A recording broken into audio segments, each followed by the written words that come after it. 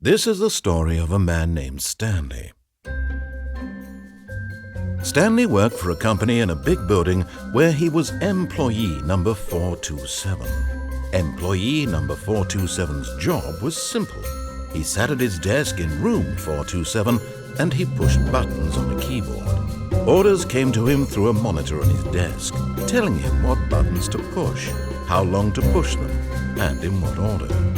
This is what Employee 427 did every day of every month of every year. And although others might have considered it soul-rending, Stanley relished every moment that the orders came in, as though he had been made exactly for this job. And Stanley was happy. And then one day, something very peculiar happened. Something that would forever change Stanley. Something he would never quite forget. He had been at his desk for nearly an hour when he realized that not one single order had arrived on the monitor for him to follow. No one had showed up to give him instructions, call a meeting, or even say hi. Never in all his years at the company had this happened, this complete isolation. Something was very clearly wrong. Shocked, frozen solid, Stanley found himself unable to move for the longest time. But as he came to his wits and regained his senses, he got up from his desk and stepped out of his office.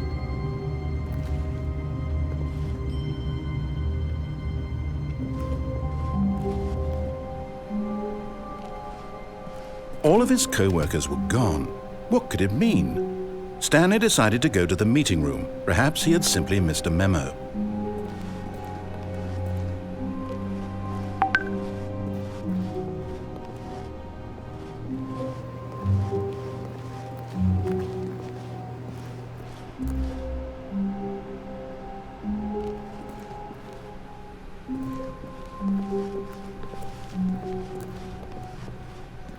When Stanley came to a set of 2 open doors, he entered the door on his left.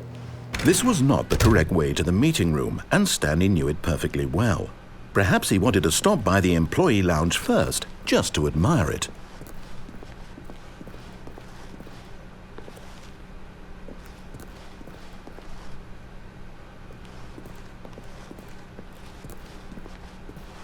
Ah, yes, truly a room worth admiring.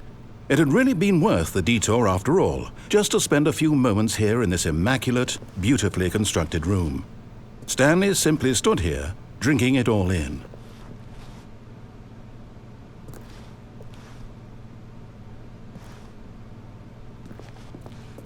Yes, really, really worth it being here in the room.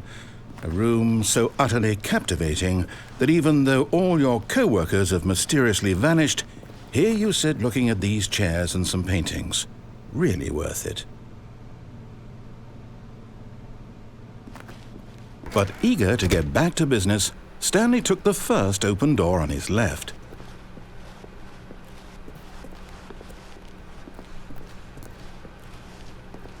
And so he detoured through the maintenance section, walked straight ahead to the opposite door, and got back on track.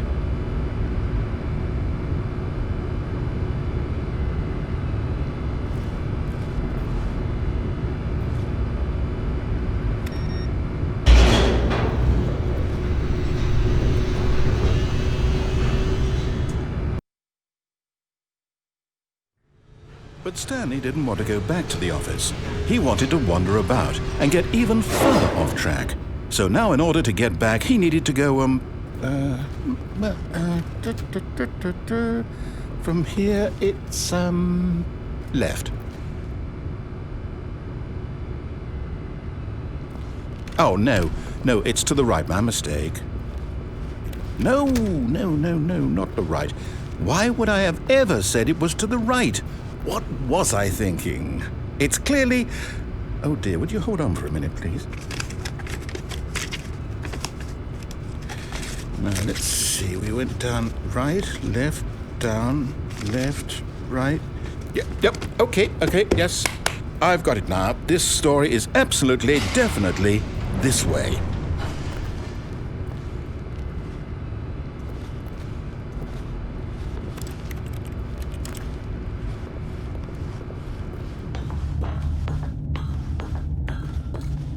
No. This isn't right at all. You're not supposed to be here yet. This is all a spoiler. Quick, Stanley, close your eyes. Okay. We just have to get back to, who am I kidding? It's all rubbish now. The whole story completely unusable. How about, rather than waste my time trying to salvage this nonsense, we'll just restart the game from the beginning. And this time, suppose we don't wander so far off track, Okay, from the top.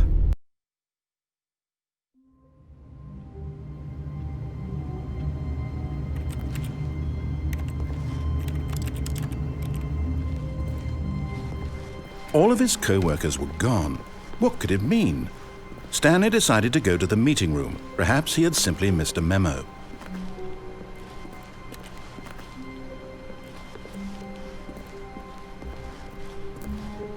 When Stanley... Wait, what? No, I restarted. I swear I definitely restarted the game over, completely fresh. Everything should be... Oh, did something change? Stanley, did you change anything when we were back in that room with all the monitors? Did you move the story somewhere or... Hold on. Why am I asking you? I'm the one who wrote the story. It was right here just a minute ago. I know for sure that it's here somewhere. Okay, then. It's an adventure. Come, Stanley. Let's find the story.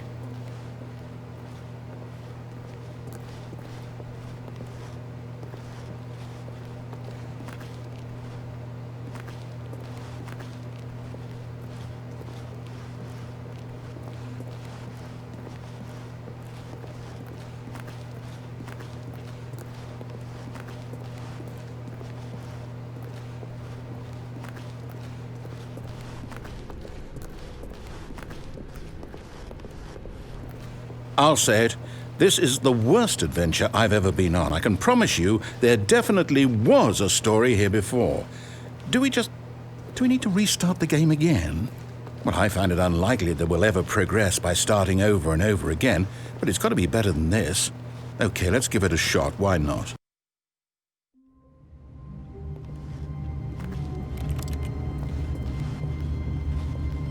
All of his co-workers were gone. What could it mean? Stanley decided to go to the meeting room. Perhaps he had simply missed a memo.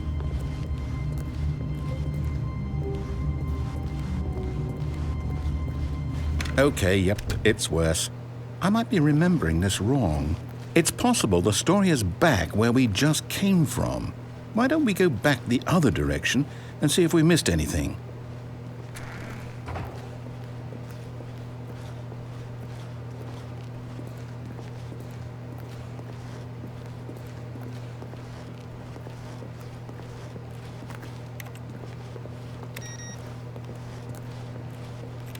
Aha! I knew we'd miss something. The story. Here it comes. No, wait. Never mind. Not the story. Okay, let's head back the other way and retrace our steps.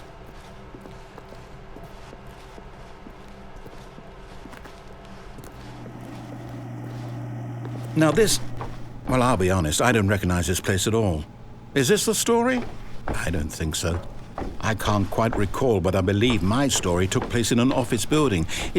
Is that correct? Do you remember, Stanley? Well, do you know what? Since I've completely forgotten what we were supposed to be doing, how about this? You win! Congratulations!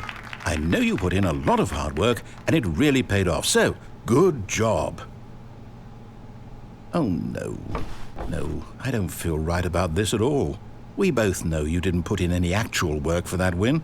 Some people win fair and square, and this was not one of those situations. Okay, I'm getting weirded out by whatever this place is. I don't care what might happen this time, I have to restart.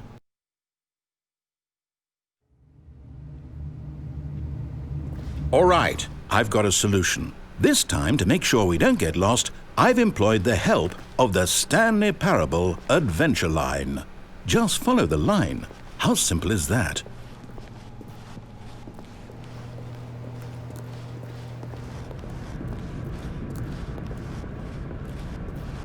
You see, the line knows where the story is. It's over in this direction. Onward, Stanley, to destiny. Though, here's a thought. Wouldn't wherever we end up be our destination, even if there's no story there? Or to put it another way, is the story of no destination still a story?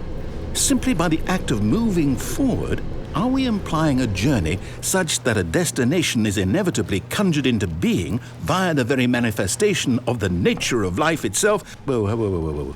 Hang on. That got a bit weird back there. Well, I'd like to apologize. Not sure where I was going with all that. You know what?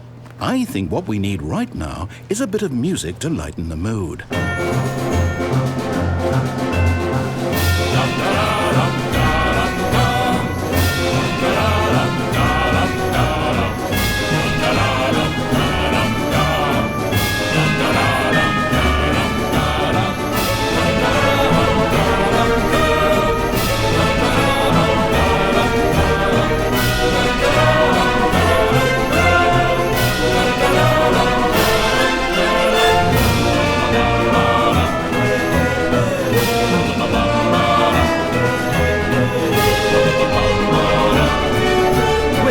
Cut the music, go back and look at that fern. Wait, what? We're back at the office? No. Line, you do know we're looking for the Stanley Parable, right? The story? Is any of this ringing a bell?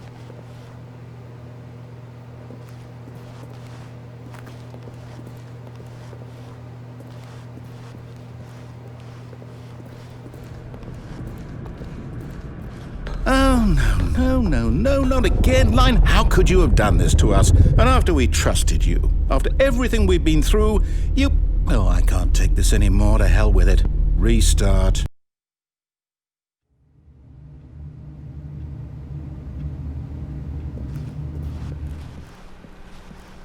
You know what, Stanley?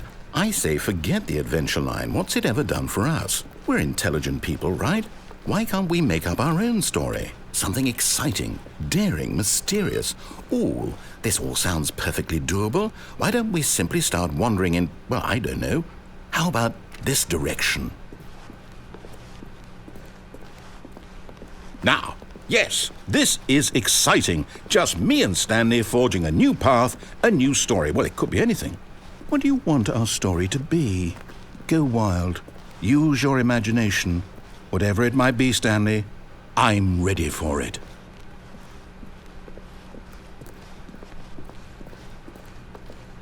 Oh, no, not you again. Stanley, I'd also like to veto the line from having any role in our awesome new story. No lines or monitor rooms. Just don't acknowledge it, and we should be fine.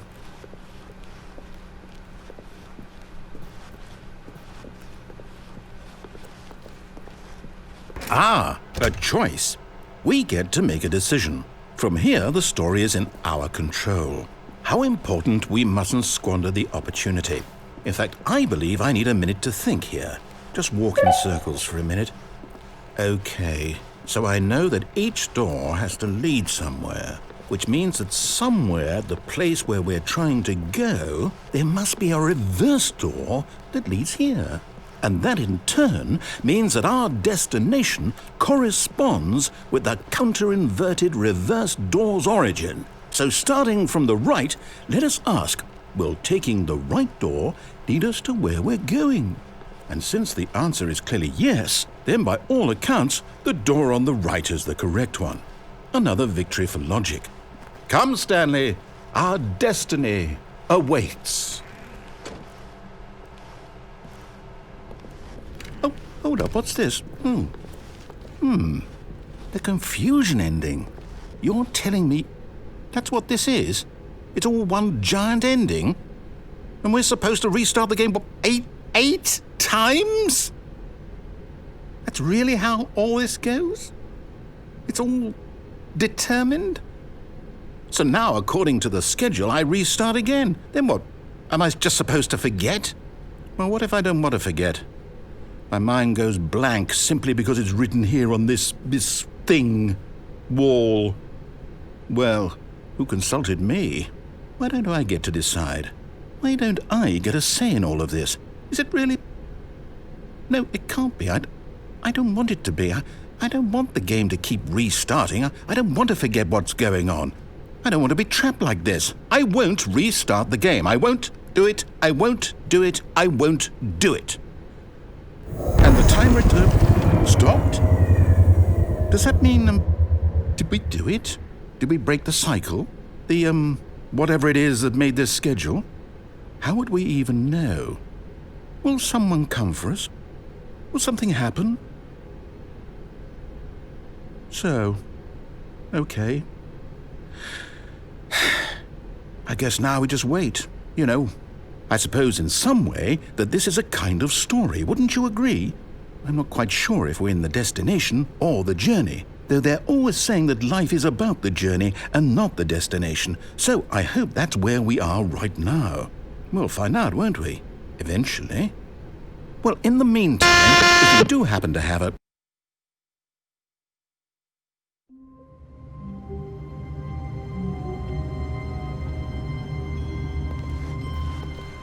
All of his co-workers were gone. What could it mean? Stanley decided to go to the meeting room. Perhaps he had simply missed a memo.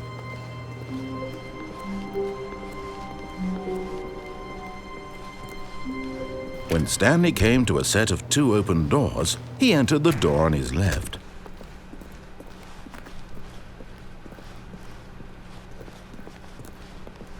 Yet there was not a single person here either. Feeling a wave of disbelief, Stanley decided to go up to his boss's office, hoping he might find an answer there.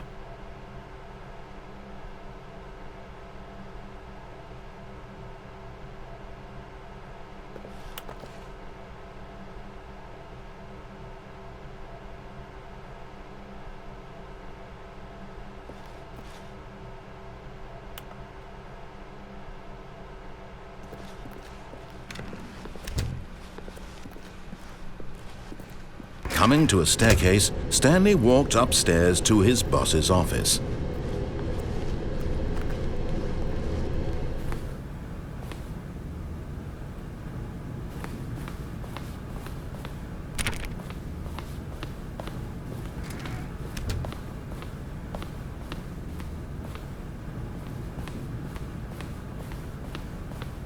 Stepping into his manager's office, Stanley was once again stunned to discover not an indication of any human life.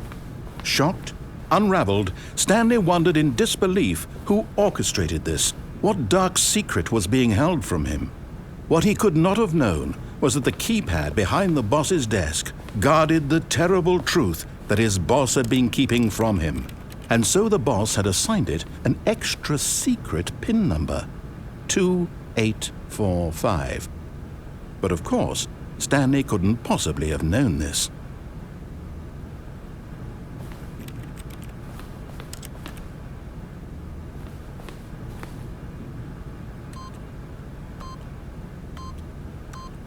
Yet incredibly, by simply pushing random buttons on the keypad, Stanley happened to input the correct code by sheer luck.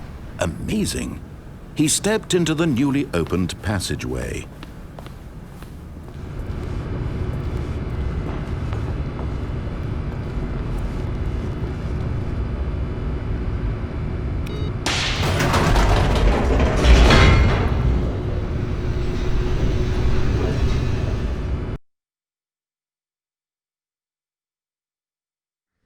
Descending deeper into the building, Stanley realized he felt a bit peculiar. It was a stirring of emotion in his chest, as though he felt more free to think for himself, to question the nature of his job. Why did he feel this now, when for years it had never occurred to him?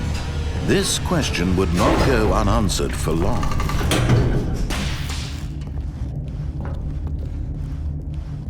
Stanley walked straight ahead through the large door that read Mind Control Facility.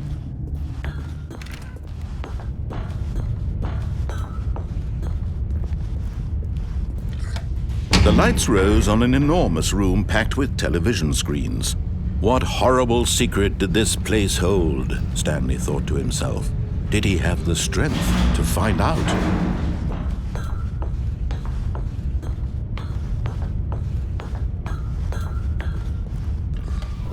Now the monitors jumped to life, their true nature revealed. Each bore the number of an employee in the building, Stanley's co-workers. The lives of so many individuals reduced to images on a screen, and Stanley, one of them, eternally monitored in this place where freedom meant nothing.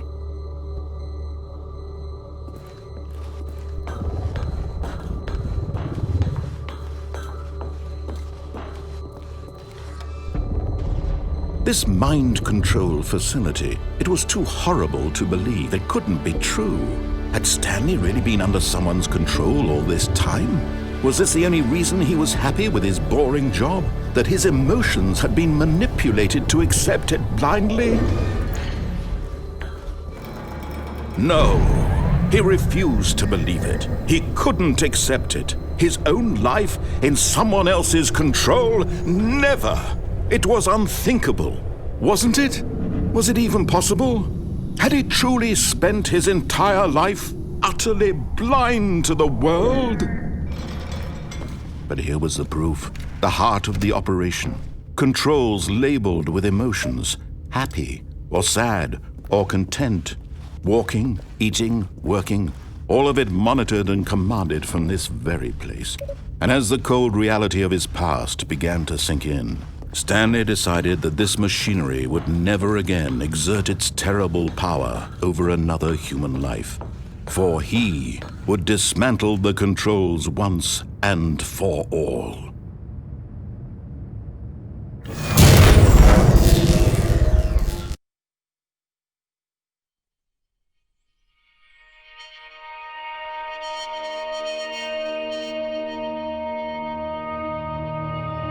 Blackness and a rising chill of uncertainty. Was it over?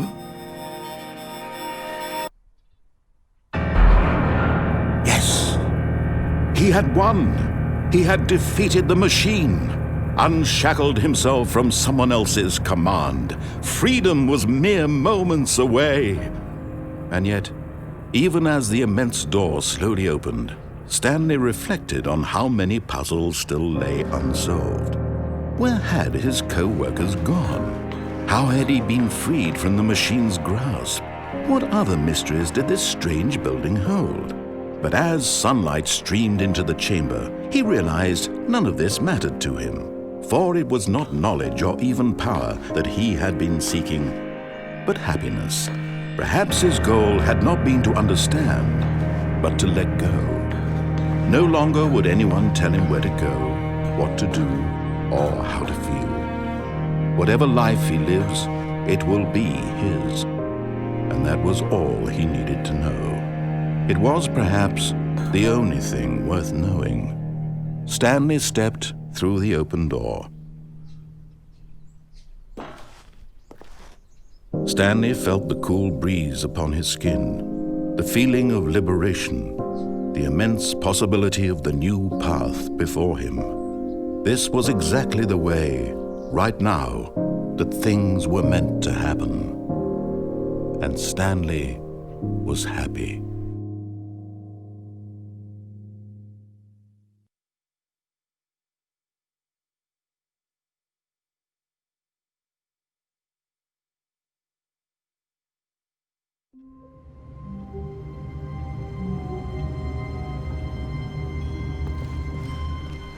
All of his co-workers were gone. What could it mean? Stanley decided to go to the meeting room. Perhaps he had simply missed a memo.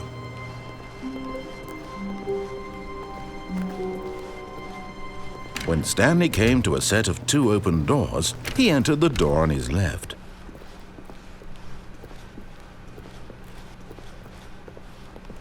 Yet there was not a single person here either. Feeling a wave of disbelief, Stanley decided to go up to his boss's office. Hoping him coming to a staircase, Stanley walked upstairs to his boss's office.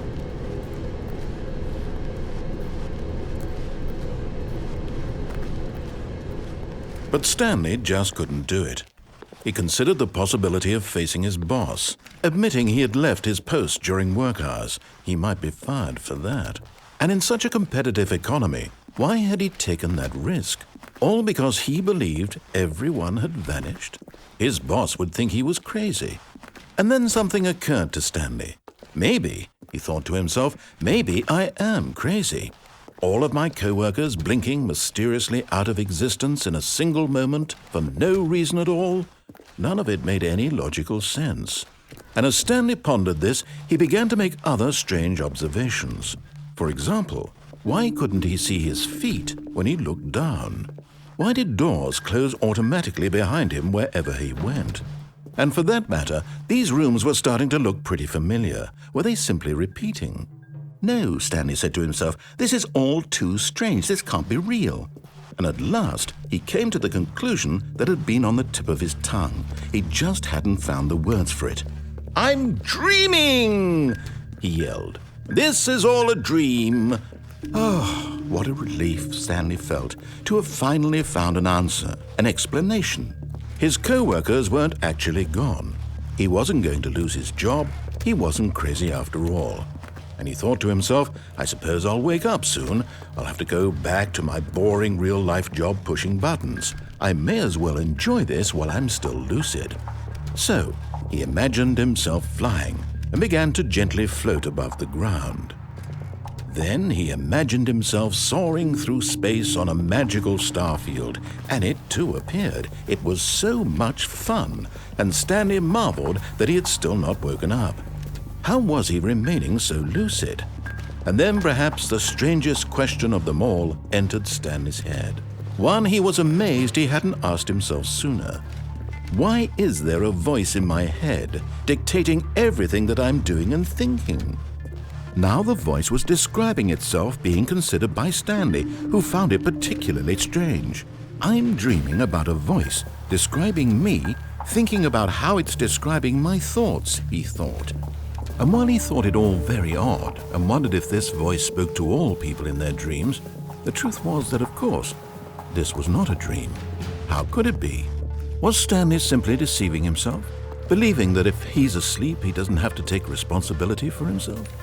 Stanley is as awake right now as he's ever been in his life. Now, hearing the voice speak these words was quite a shock to Stanley. After all, he knew for certain, beyond a doubt, that this was in fact a dream. Did the voice not see him float and make the magical stars just a moment ago? How else would the voice explain all that? This voice was a part of himself too. Surely, if he could just... He would prove it. He would prove that he was in control, that this was a dream. So he closed his eyes gently, and he invited himself to wake up. He felt the cool weight of the blanket on his skin, the press of the mattress on his back, the fresh air of a world outside this one. Let me wake up, he thought to himself. I'm through with this dream. I wish it to be over. Let me go back to my job. Let me continue pushing the buttons. Please, it's all I want. I want my apartment and my wife and my job. All I want is my life exactly the way it's always been. My life is normal. I am normal. Everything will be fine. I am okay.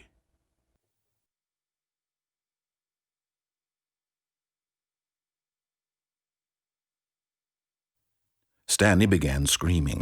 Please, someone wake me up. My name is Stanley. I have a boss. I have an office. I am real. Please, just someone tell me I am real. I must be real. I must be. Can anyone hear my voice? Who am I? Who am I? And everything went black.